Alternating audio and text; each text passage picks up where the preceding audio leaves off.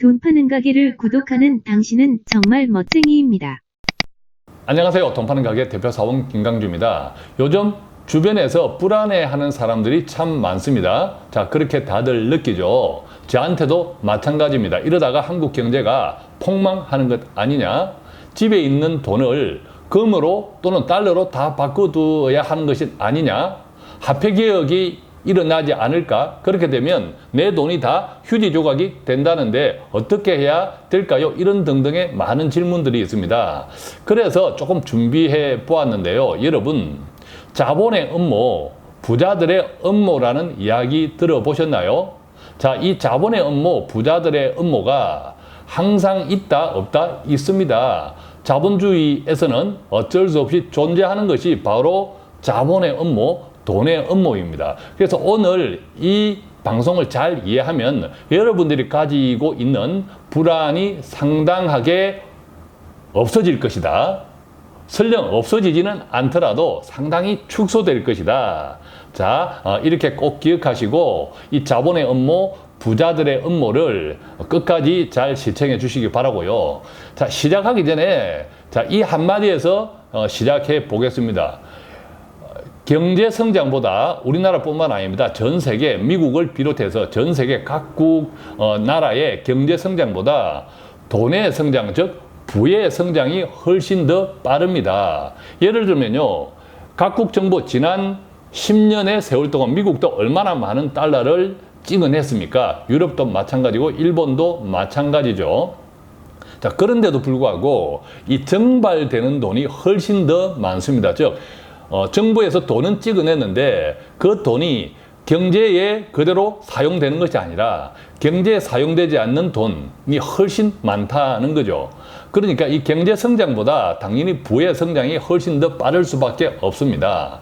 또한 꼭 뭐 음지에 돈이 없더라도 이 보유하는 동안, 돈을 보유하고 있는 동안 성장률에 크게 기여하지 않는 여러 가지 자산들이 있습니다. 예를 들면 기업들 같은 경우는 비업무용 부동산, 또 금이나 달러들 같은 이렇게 실물 자산. 자, 이 금이나 달러는 가지고 있는 동안에 이자가 없습니다. 즉 과실을 만들어내지 못하는 자산들이죠. 그러니까 이 비업무용 자산, 부동산이라든지 뭐 금, 달러 등 이런 실물 자산은 거래하는 그 순간에는 거래 효용은 발생하겠지만 보유하는 동안에는 경제 성장에 기여하지 못합니다. 또 은행에 그냥 단순한 현금으로 오랫동안 보관되어 있는 이런 돈들도 정말 우리나라뿐만 아니라 전 세계에서 어마막대하게 증가하거든요. 자, 이런 자본들도 경제 성장에 기여하지 못합니다. 크게. 그러니까 제가 이 자본의 음모,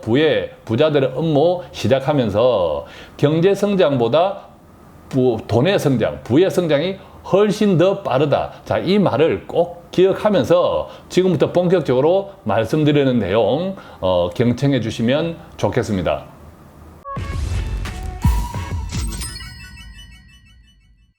자, 자본의 음모, 부자들의 음모. 지금 여러분들은 얼마나 준비가 되어 있습니까? 우리가 2007년 글로벌 금융 위기를 월가의 음모라는 이야기가 있습니다. 사실일까요? 일정 부분 사실입니다. 왜냐하면 이 자본시장에서는 돈의 음모가 항상 있습니다. 그것이 어느 정도 영향력을 끼치냐라는 거죠. 더 구체적으로 예를 들어 보면요, 우리 한국의 IMF 20년 전에 IMF가 해치펀드, 자본시장이 우리가 준비되지 않은 채로 자본시장이 개방되면서 그 약한 고리를 이용한 그 당시 해치펀드의 공격이었다.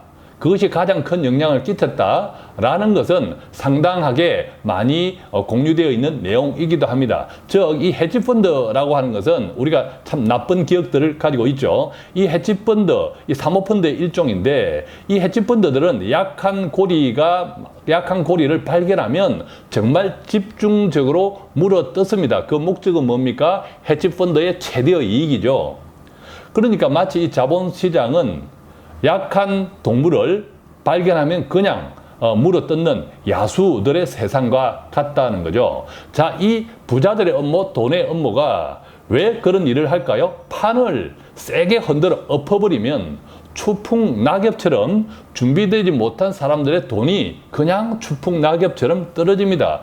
그 떨어지는 돈을 누가 주워 담습니까? 바로 자본을 많이 가진 사람들이 쓸어 담는 거죠. 그래서 위기를 거치면 부자가 더 부자가 됩니다.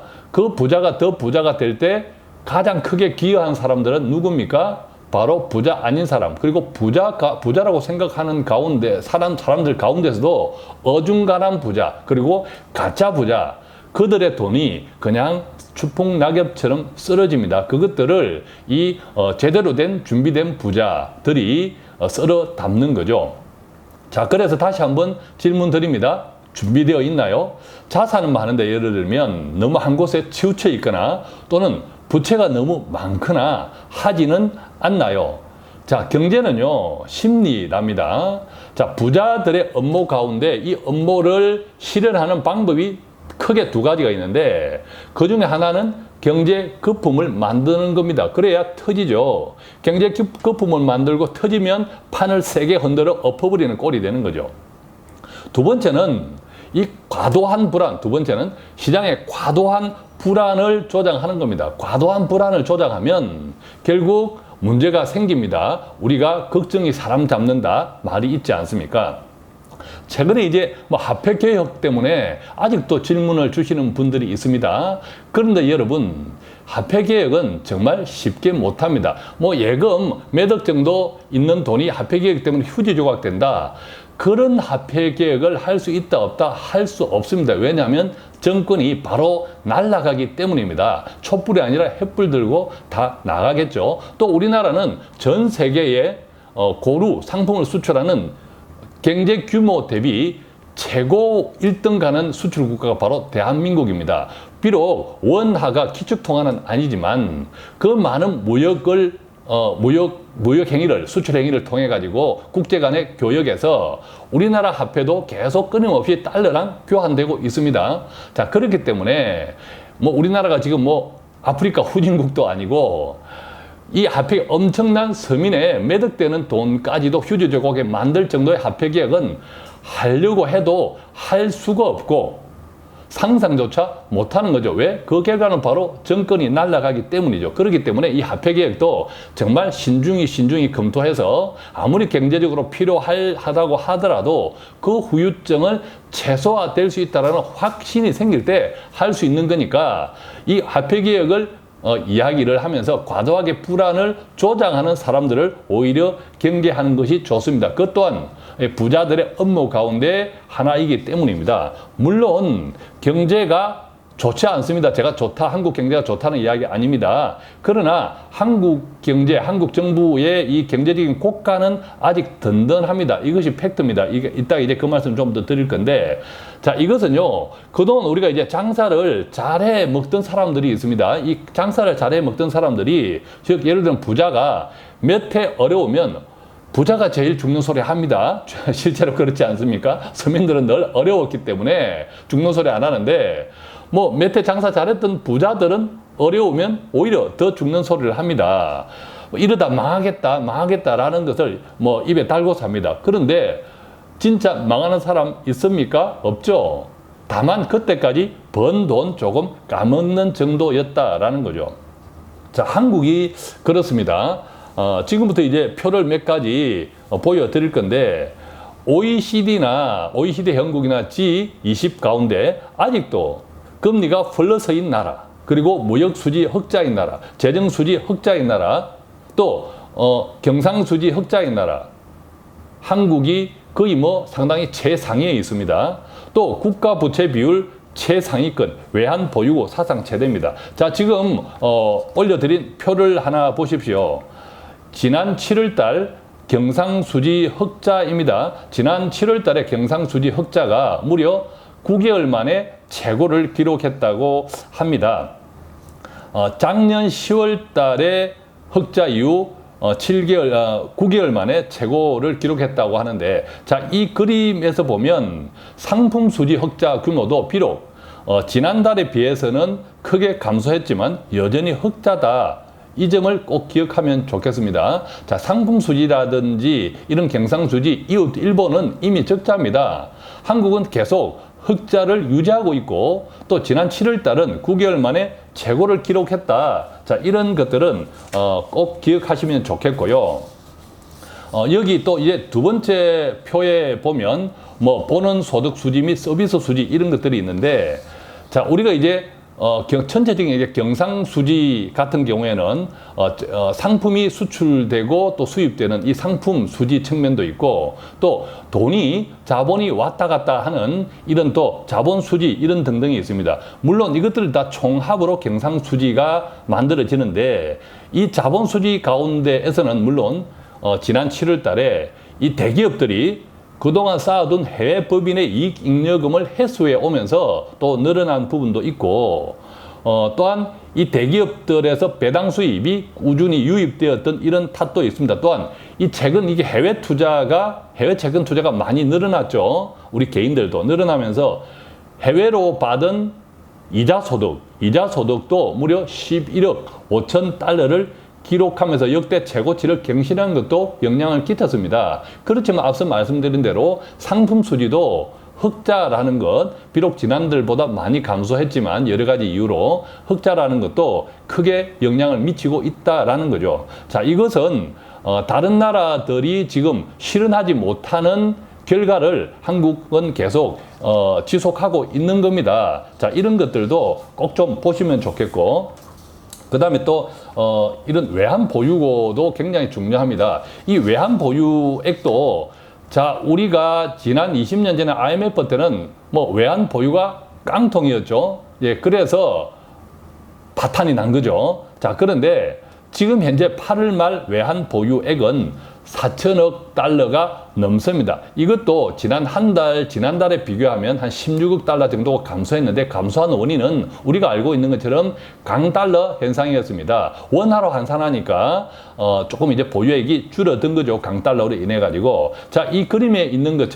나오는 것처럼 이 외환 보유고 추이도 보십시오. 2015년 말 3,679억 불이었습니다. 그리고 2019년 7월 말 4,031억 불이었는데 8월 말 한 달 사이에 약 16억 달러 정도가 감소해서 4,014억 달러 정도다.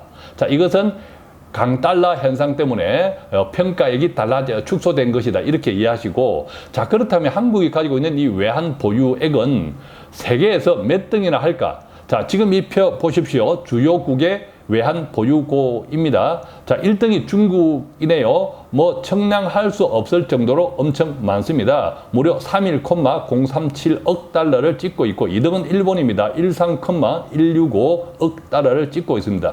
그런데 한국은 지금 현재 외환 보유고 잔고 기준으로는 세계 랭킹 9등 갑니다. 대단하지 않습니까? 자, 그런데 지금 이 표에 보는 것처럼 1등, 2등 제외하고 나면 3등 스위스부터 브라질, 10등 브라질까지는 크게 차이 나지 않습니다. 약 한 3천억에서 5천억 사이로 다들 움직이고 있죠. 그러니까 한국이 가지고 있는 외환 보유고 상당히 많다. 이 점 또한 정확하게 이제 팩트다. 이 점을 좀 이해하시면 좋겠고요.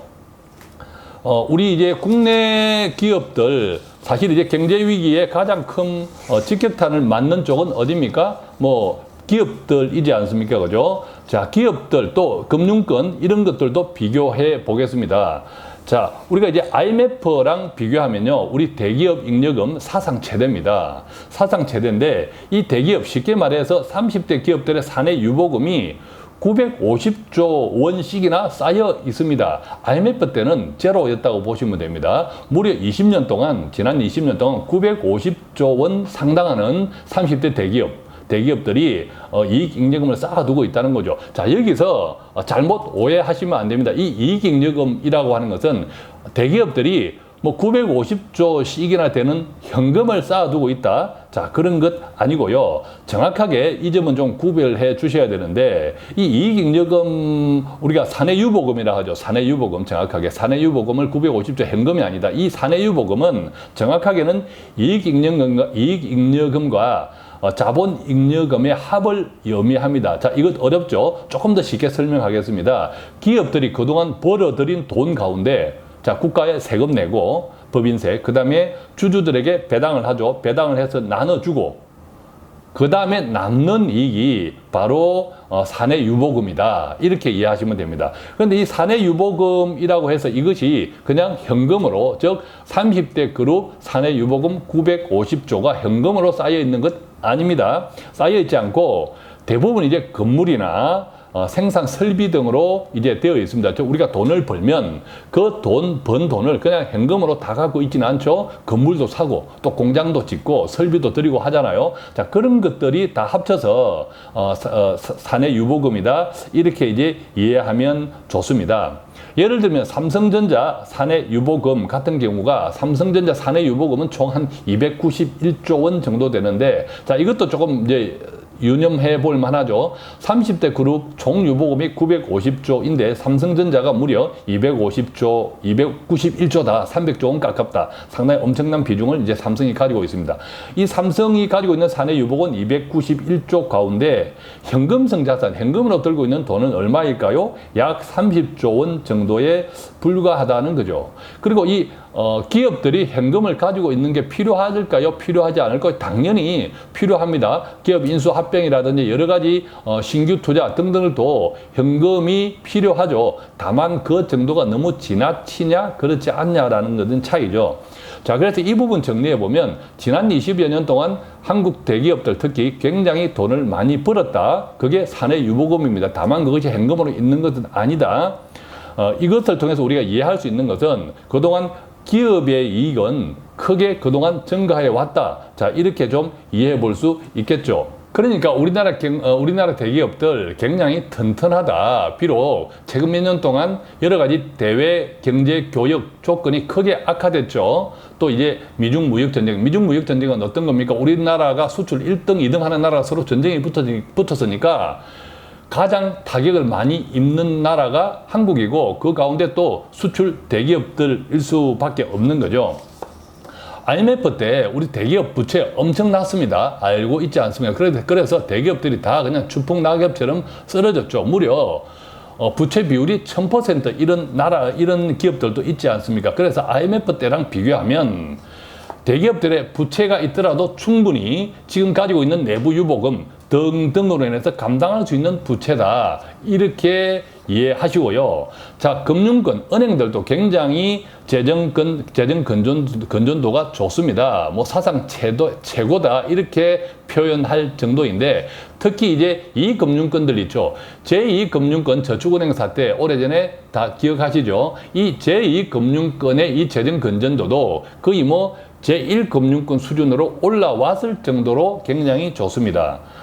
그러면 우리가 정리해보면 이 부분은 어떻습니까? 우리나라 대기업들 재정 건전도 굉장히 좋다. 내부 유보금 굉장히 많다. 또 부채를 감당할 수 있을 정도로 충분하다. 다만 최근 몇 년 동안 여러 가지 이유 때문에 장사가 좀 어려워졌다. 그렇다고 해도 망한다라는 것 아니다라는 거죠. 자, 이것조차 외환 보유고 보았고 또 지금 경상수지 여러 가지 흑자 보았고 유일하게 OECD 또 G20 이런 국가들 가운데 아직도 플러스 금리 몇 안 되는 나라 중에 하나다 한국이. 그러면서 불구하고 이것 다 한 방에 무너진다. 뭐 그렇게 이야기하는 사람도 있습니다. 이론적으로는 그럴 수 있는 거죠. 그런데 이건 너무 오버하는 거라는 거죠. 자, 우리가 서울 시내 도로를 다니다 보면 간혹 도로가 훅 꺼지는 데도 있죠. 간혹 뉴스에 나옵니다. 자, 그렇다고 해서 언제 폐일지 모르는 도로를 어떻게 달리냐 해서 집에서 꼼짝하고 있어야 할까요? 꼼짝하지 말고 있어야 할까요? 자, 그렇다라는 거죠. 너무 우리가 염려하고 지금 한국 경제가 좋지 않은 것은 사실입니다만 그렇다고 해서 이게 그냥 한 방에 망하고 뭐 등등 여러 일이 동시다발적으로 일어나서 그냥 우리가 지금 당장에 뭔가 전쟁을 준비하듯이 대피해야 되나 그렇게 너무 과도한 불안을 조장하는 것 아까 서두에 말씀드렸듯이 부자들의 업무, 돈의 업무, 자본의 업무 가운데 쓰는 방법 중에 하나다. 이 점 꼭 기억하시고요. 물론 자본이 취약한 중소기업은 위험합니다. 그렇겠죠. 그런데 이것은 대기업과 중소기업을 나누어서 생각하면 이것을 개인들한테 적용해 보면 결국 부자와 서민들의 차이다. 이런 이야기입니다. 정리해 보면 이렇습니다. 제가 자주 말씀드립니다. 경제 위기가 올 것이다, 아니다. 이것은 문제가 아닙니다. 왜냐하면 경제 위기는 옵니다. 그것은 자연현상이기 때문이죠. 차면 터지고 다시 비어지면 다시 차는 것. 이것이 추나 추동, 봄, 여름, 가을, 겨울처럼 이 경제도, 자본주의 경제도 그렇게 된다는 거죠. 그렇게 되어 왔다는 거죠. 순환. 이것은 또 우리가 아담 스미스의 보이지 않는 손이다. 이렇게도 배웠지 않습니까? 그것이 지금 시장 경제에, 자본주의 경제에 계속 적용되고 있다. 어쩌면 지금 우리는 경제 위기를 지나고 있는지도 모릅니다. 나중에 돌이켜보면, 과거의 경제 위기의 모습대로 지금의 경제 위기 또는 앞으로의 경제 위기가 똑같지 않을 수 있습니다. 이것은 제가 확정 편향이라는 방송에서 한번 말씀드렸죠. 너무 과거의 사례에 집착하지 마십시오. 계속 변화되고 있습니다. 문제는요, 그래서 경제 위기가 올 것이다, 아니 올 것이다. 이것이 문제다, 아니다. 문제 아닙니다. 설령 경제 위기가 닥치더라도 버틸 수 있는 자산 구조인지 아닌지, 또한 경제 위기가 없더라도 총자산, 내가 가진 총자산 이익률, 즉 보다 효율적으로 불릴 수 있는 자산 구조인지 아닌지가 더 중요한 거죠. 자, 그래서 너무 과도한 불안을 부추기는 자본의 업무, 부자들의 업무에 휘둘리지 않아야 합니다. 서민은 말할 것도 없거니와 어중간한 부자, 사실 몇십억, 진짜 부자 아닙니다. 어중간한 부자와 가짜 부자는 어떤 경우일까요? 예를 들면 자산은 많은데 너무 부동산에 몰빵되어 있거나 또 그 자산을 기반으로 한 부채도 많은 사람들이 오히려 문제입니다. 자, 그러면 어떻게 해야 할까요? 다음에 세 가지를 잘 이해하고 적용해 보면 좋겠습니다. 첫 번째는요, 빚을 줄이십시오. 부채. 이 빚을 줄여야 되는 것은 이자가 적은 것이 문제가 아니고, 즉 저금리, 갈수록 금리가 인하된다고 해서 이자가 적으니까, 대출 이자가 적으니까 빚이 많아도 되지 않냐, 이것이 문제가 아니고, 위기가 닥쳤을 때 먼저 자산 가격이 박살납니다. 부동산, 주식 같은 거죠. 우리나라 같은 이 신흥국 시장은 먼저 금리가 치솟아서 파산할 수도 있습니다. 지금은 저금리지만 위기가 닥친다면. 다행히 그런 일이 없더라도, 즉 금융위기, 경제위기가 없더라도 이 빚이 많으면 꼼짝달싹 못하고 어떤 위기가 생겼을 때 지켜만 보면서 달리 대응할 수 있는 방법이 없습니다. 그냥 열중 쉬어타고 내 자산이 축축축축 떨어지는 것만 지켜보아야 하기 때문입니다. 빚이 많으면. 그러니까 이제 빚을 좀 줄이십시오. 자산이 많은 것이 중요한 것이 아닙니다. 자, 두 번째는요, 자산을 분산해야 합니다. 자, 속담에 어느 구름에서 비가 올지 아무도 모른다. 자, 이 말 굉장히 중요합니다. 특히나 이제 변동성이 크게 증가한 시대에는 더 중요합니다. 그래서 분산하는 것이 매우 좋다라는 거죠. 자, 앞서도 말씀드린 것처럼 경제 위기가 닥치면 먼저 부동산, 주식이 그냥 큰 타격을 입습니다. 따라서 그쪽으로 몰빵되어 있으면, 너무 과도하게 치우쳐 있으면 대처 능력이 이제 그만큼 떨어지겠죠. 그렇기 때문에 상대적으로 안전하고 언제든 활용할 수 있는 예적금, 또 채권, 또 금, 달러로 적당히 분산되어 있는 것이 괜찮습니다. 그렇다고 해서 총자산 규모를 보시면서 금이나 달러 같은 실물 자산도 어느 정도 분배할 수 있는 자산의 크기가 되어 있어야 합니다. 너무 자산이 크지 않은데 금, 달러까지 분배하는 것, 그 규모도 적을 수밖에 없죠. 그러다 보면 크지 않은 돈을 자칫하면 금, 달러 쪽으로 너무 또 과도하게 치중해 있을 수도 있는데, 자, 이 금, 달러 같은 경우는 첫째, 어쨌든 변동성에 노출되어 있고, 또 달러는 순수하게 움직이지 않습니다. 정치적인 여러 요인 때문에 변동성이 커지기 때문에 참 예측하기 불편한 경우도 있습니다. 또 어쨌든 이런 실물 자산들을 그대로 보유하고 있는 것은 보유하고 있는 동안에 과실, 즉 이자를 만들어내지 못합니다. 오로지 가격 상승만 기대해야 하는 이런 또 한계도 있기 때문이죠. 그래서 좀 다양하게 나누어 놓는 것이 좋습니다. 예를 들면 부동산과 큰 틀에서 보면 부동산 자산, 그 다음에 금융 자산, 또 약간의 실물 자산, 이렇게 나누어 놓는 게 좋고, 또 금융 같은 경우에도 적당한 주식, 주식형 자산, 또 채권형 자산, 또 이제 주식과 채권 또는 대체자산, 대안투자 등등이 결합되어 있는 혼합형 자산, 이런 등등으로 또 나누어 있는 것이 좋고, 또 이제 뭐 원화 표시 자산뿐만 아니라 달러 표시 해외 자산, 이런 것도 좀 나누어 있는 것이 좋고, 또 이 달러 표시 자산, 해외 자산 투자를 하면서 달러 환 변동성을 그대로 같이 안고 가는 이런 언해치 상품이냐, 또는 환 변동성을 환차익이나 환손실, 환차손을 내가 감당하지 않겠다, 부담하지 않겠다라고 할 때 언해치 상품이냐, 이런 것들도 좀 적당히 나누어져 있는 게 좋은데, 자, 상당히 복잡하죠. 그렇지만 이것은 내가 가진 자산의 규모나 크기, 또 내 나이, 이 돈을 어디에 어떻게 쓸 목적이다라는 것에 따라서 그것만 잘 정해지면 조금 전에 말씀드린 거 좀 이제 분산하는 것은 그닥 어렵지 않습니다. 항상 제가 말씀드리는 거예요. 돈에 꼬리표를 달아라. 목적이 굉장히 중요하다. 그 점 먼저 기억하시면 좋겠습니다. 자, 세 번째, 바로 너무 과도한 불안을 부추기는 정보를 차단하면 좋겠습니다. 첫째, 정신 건강에 도움되지 않습니다. 밤잠 편하지 못합니다. 먹는 것도 잘 소화되지 않습니다. 그런데 아까 이런 과도한 불안을 조장하는 것, 바로 자본의 업무, 부자들의 업무다. 그 부분도 좀 기억하시면 좋겠고, 그런 사람들은 이미 다 준비되어 있습니다. 준비되어 있으니까 판을 크게 흔들려서 추풍 낙엽처럼 떨어지는 낙엽들, 추풍 낙엽처럼 떨어진 것들을 이제 기대하는 심리가 지금까지 오랜 자본주의 역사에서 비일비재하게 발생해 왔다는 것, 이것도 기억하시고, 결과적으로 이 너무 과도한 불안을 조장하는 것은 그로 인한 피해가 결국 돌고 돌아서 누구한테? 준비되지 못한 일반 서민들, 또 가짜 부자들한테 옵니다. 결국 내 몫이다 라는 거죠. 자, 오늘 자본의 업무, 또 부자들의 업무에 대해서 방송을 좀 나누어 드렸는데, 결론적으로 이렇습니다. 경제는 심리입니다.